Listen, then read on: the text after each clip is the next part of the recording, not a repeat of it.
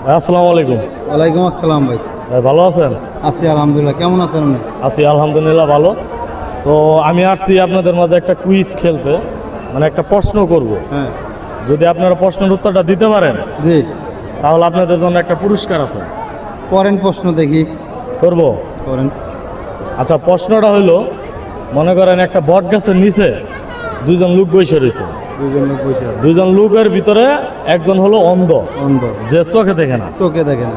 আর একজন হলো বুবা, যে কথা বলতে পারে না কিন্তু চোখে দেখে। হ্যাঁ তো হঠাৎ করে ওই গাছ থেকে একটা আম পড়লো। হ্যাঁ।